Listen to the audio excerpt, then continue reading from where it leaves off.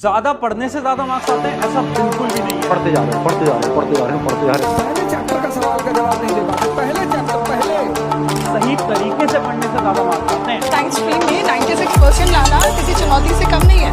सिर्फ practice papers कर सकते हो और क्वेश्चंस कर सकते हो। 10% बेसिक कॉन्सेप्ट्स पे आते हैं और एप्लीकेशन ऑफ बेसिक कॉन्सेप्ट्स पे आते हैं, और वो आप किसी किताब से कर सकते हैं। और अपने नोट्स को आप जितना बार रिवाइज करेंगे आपका मार्क्स उतना ही बढ़ेगा। एग्जाम के अंदर इन 5 स्टेप्स को फॉलो करके आना, देखो मार्क्स आपके कैसे इंक्रीज होते हैं।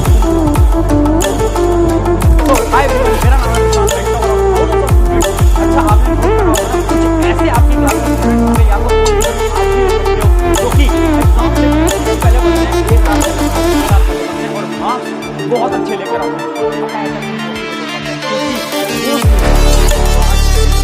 और सोच रहे होंगे कि मार्क्स की होती कैसे है?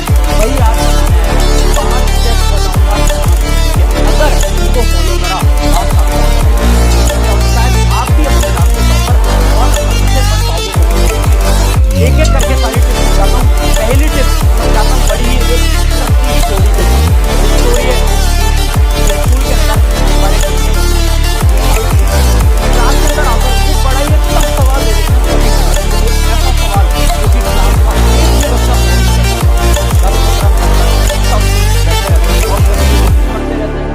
करते रहते हैं, कोई सॉल्व नहीं कर पाता। 10-15 मिनट बीत जाते हैं। उसके बाद टीचर थे क्लास के, वो 2 टॉपर स्टूडेंट्स को बुलाते हैं अपने पास और उन 2 टॉपर स्टूडेंट्स को बोलते हैं, अच्छा तुमसे टफ सवाल नहीं हो पाया, तुम्हें ना मैं एक इजी सवाल दे देता हूँ, अब इसको तुम सॉल्व करने का ट्राई करो।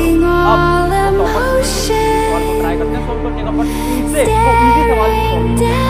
अब बड़े निराश होकर वो अपनी बेंच पे जाकर अब टीचर क्लास की जो ब्लैक बोर्ड होता है उस पर सॉल्व करते हैं, टफ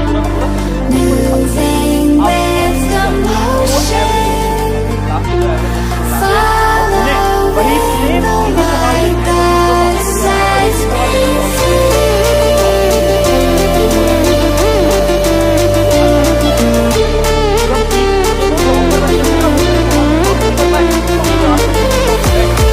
सवाल था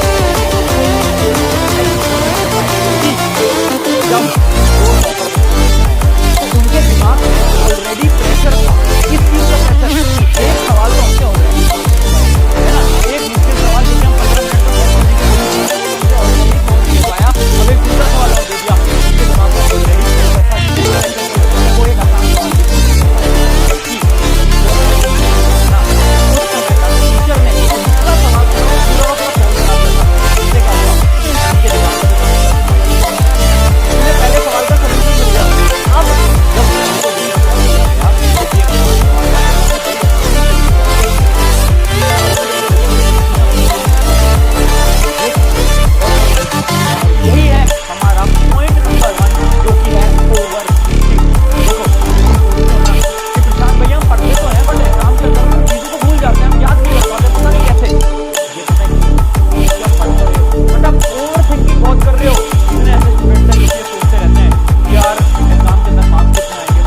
वही सेम टीचर ने मुझसे ये बोल दिया, अगर मेरे पेरेंट्स मुझसे डिसअपॉइंट हो गए, मेरे रिश्तेदार क्या बोलेंगे अगर मेरा रिजल्ट नहीं आया तो, मेरा सिलेक्शन नहीं हुआ तो क्या होगा।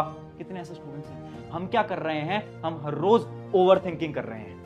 हम दिमाग को भरे जा रहे हैं और उसके बाद पढ़ने बैठ रहे हैं। अरे भाई दिमाग तुम्हारा इतना है, पूरा तुमने भर रखा है, अब तुम पढ़ने बैठोगे 10 घंटे पढ़ो, 12 घंटे पढ़ो, 24 घंटे पढ़ो, कुछ जाएगा अंदर? नहीं जाएगा। सबसे बड़ी प्रॉब्लम है ओवर थिंकिंग। 99% स्टूडेंट्स इस प्रॉब्लम की वजह से नहीं पढ़ पाते। अगर आपने ओवर थिंकिंग करना बंद कर दिया ना, भरोसा मानो आपको 12 घंटे पढ़ने की जरूरत नहीं है। आप कम पढ़ोगे बट आपके मार्क्स बहुत अच्छे आने लगेंगे। और वो जो स्टूडेंट है ना जो आखिरी के समय पर पढ़ते हैं, वो पता है क्यों अच्छे मार्क्स लाते हैं? क्योंकि वो ओवर थिंकिंग नहीं करते। वो ये नहीं सोचते कल क्या होगा, परसों क्या होगा। वो सोचते हैं भाई जितना टाइम है पढ़ लेते हैं, अपना बेस्ट लगा देते हैं और वो अच्छे मार्क्स ले आते हैं। तो पहला स्टेप याद रखना है, avoid over thinking, one of the most important step. अब बढ़ते हैं हमारे दूसरे स्टेप की तरफ जो कि है टाइगर स्ट्रैटेजी। बड़ी ही इंपॉर्टेंट स्ट्रैटेजी। देखो आपने एक टाइगर को, एक शेर को शिकार करते हुए देखा है? अच्छा चलो मान लो नहीं देखा हो, कभी मूवीज वगैरह में तो देखा होगा। अगर मूवीज में नहीं देखा तो मैं बता देता हूँ। जो शेर होता है, जो टाइगर होता है ना, वो हर रोज शिकार नहीं करता। वो ना कभी कभार शिकार करता है, मतलब वीक में एक बार, महीने में 1-2 बार ही शिकार करता है। बट जब वो शिकार करने जाता है ना, तो अपनी वो पूरी एनर्जी लगा देता है, पूरी चीजें लगा देता है, अपना बेस्ट लगा देता है उस शिकार के पीछे, है ना। और ये जो आखिरी का समय है ना, एग्जाम का टाइम, इसमें आपको टाइगर की तरह बनना पड़ेगा, आपको शेर की तरह बनना पड़ेगा।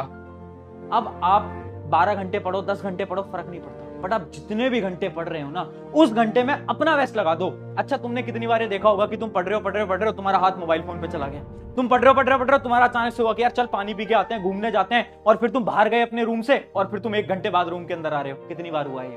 होता है ना ये।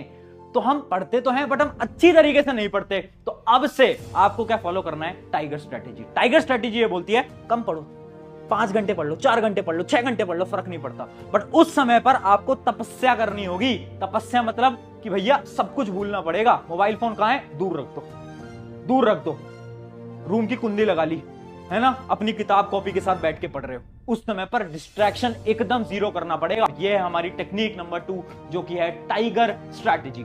अब बढ़ते हैं हमारी अगली टेक्निक की तरफ, जो कि है टाइम मैनेजमेंट।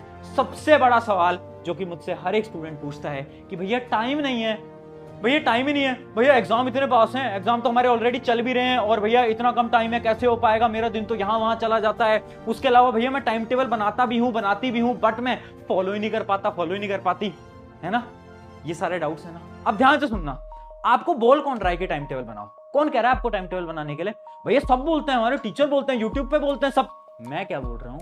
टाइम टेबल मत बनाओ। हाँ, आखिरी के समय पर टाइम टेबल नहीं बनाना। फिर क्या करना है? भैया डेली गोल लिखना है। डेली गोल क्या होता है? हर रोज के टारगेट्स लिखो ना, कि आज मैं क्या करने वाला हूं। जैसे कि एक एग्जांपल दे देता हूं, मान लो आप टाइम टेबल बनाते थे कि 10 से 11 मैं ये करूंगा, 11 से 12 मैं ये करूंगा, ऐसा। अब ऐसा टाइम टेबल मत बनाओ। डेली के टारगेट्स लिखो कि आज मुझे एक मेरा चैप्टर है XYZ, उस चैप्टर को खत्म करना है, उस चैप्टर को खत्म करना है। अब चाहे कुछ हो जाए, अब चाहे सुबह हो रही है, शाम हो रही है, रात हो रही है, ये चैप्टर जब तक मैं खत्म नहीं करूंगा मैं सोऊंगा नहीं। ऐसी डेडिकेशन अगर आ गई ना तुम्हारे अंदर, कोई रोक नहीं पाएगा, कोई रोक नहीं पाएगा तुम्हें। तो डेली टाइम टेबल बनाओ, है ना। ये वाला टाइम टेबल नहीं बोल रहा मैं, ये बोल रहा हूं गोल्स लिखो और उन गोल्स को अचीव करो, बस इतना। अब दूसरा आपका सवाल, भैया गोल्स लिख तो लेते हैं बट भैया अचीव नहीं कर पाते, क्योंकि हमारे पास क्या है ना भैया, हमारे पास टाइम ही नहीं है। अरे दोस्त, किसने बोला तेरे पास टाइम नहीं है? तेरे पास बहुत ज्यादा टाइम है, बट तू देख नहीं पाता।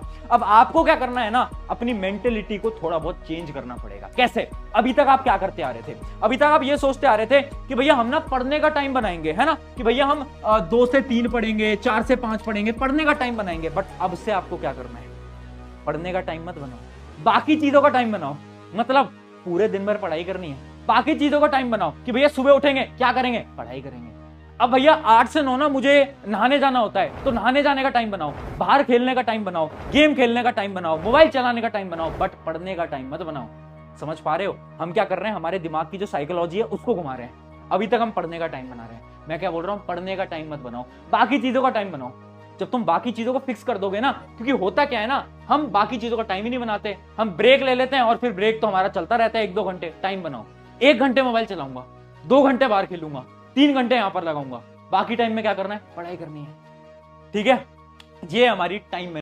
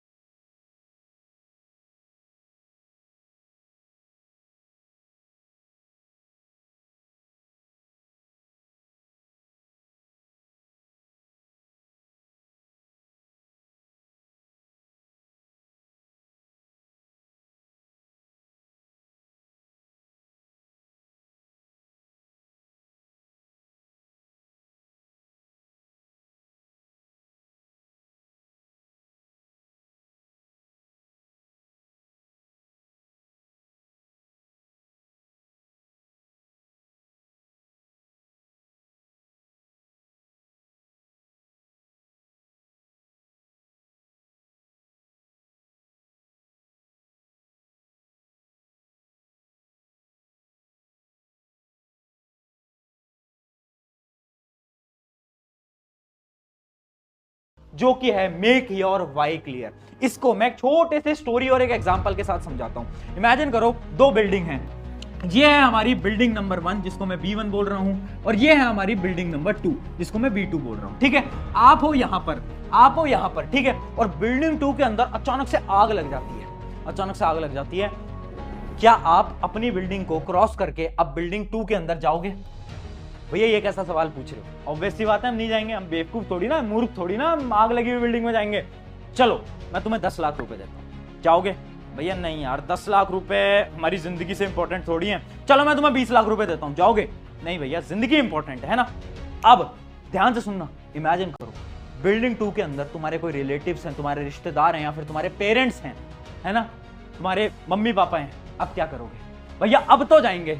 अब क्या मुझे तुम्हें पैसे देने की जरूरत है यहां पर जाने के लिए? नहीं, तुम बिना पैसे के जाओगे। क्यों? क्योंकि तुम्हें इस बिल्डिंग 2 में से अपने मम्मी पापा को बचा कर लाना है। हाँ है ना, हाँ है ना। इस केस के अंदर क्या हुआ, पहले आप इस बिल्डिंग में नहीं जा रहे थे, बट जब मैंने आपका वाई क्लियर किया, जब मैंने आपको एक रीजन दिया, जैसे आपको रीजन मिला, आपने बोला अब तो जाना पड़ेगा, है ना। सिमिलरली पढ़ाई के अंदर आपको क्या करना है, अपने वाई को क्लियर करना है। हम पढ़ क्यों नहीं पाते? क्योंकि हमारा वाई क्लियर नहीं है। कितने स्टूडेंट से सवाल पूछते हैं कि भैया मन नहीं हो रहा। मन इसलिए नहीं हो रहा क्योंकि तुम्हारा वाई क्लियर नहीं है। 95 लानी है, भैया IIT के अंदर जाना है, भैया नीट के अंदर जाना है। मैं सवाल पूछूं क्यों? वो नहीं पता भैया, बस लाना है। क्यों? अरे वाई तो क्लियर कर ले दोस्त।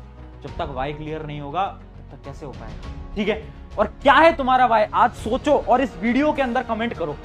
इस कमेंट के अंदर सब स्टूडेंट्स अपना वाई बताएंगे कि तुम्हारा रीजन क्या है, क्यों लानी है 95, क्यों करना है टॉप, क्यों करना है IIT JEE, क्यों? रीजन क्या है? वाई। हर एक स्टूडेंट आज अपना वाई लिखेगा, जिससे कि तुम्हें याद रहेगी यार ये मेरा रीजन है जिसकी वजह से मुझे मेहनत करनी है और पढ़ाई करनी है। तो ये थी आज की वीडियो, जिसके अंदर मैंने आपको 5 स्मार्ट स्टडी की टिप्स बताई। अगर इन टिप्स को फॉलो करते हो, और मैं बोल रहा हूं अगर सच में फॉलो करते हो, वीडियो देख के चले जाओगे भूल जाओगे, कोई फायदा नहीं है दोस्त। सच में फॉलो करो, ट्राई करो, देखना कुछ दिन के अंदर रिजल्ट्स मिलेंगे और जो आपके मार्क्स हैं वो अचानक से इंक्रीज हो जाएंगे। शुक्रिया एवरीवन, मेरा नाम है प्रशांत। अगर वीडियो अच्छी लगती है चैनल सब्सक्राइब करना वो आपकी मर्जी है, बट अपने एक दोस्त के साथ तो जरूर शेयर कर देना। शुक्रिया एवरीवन।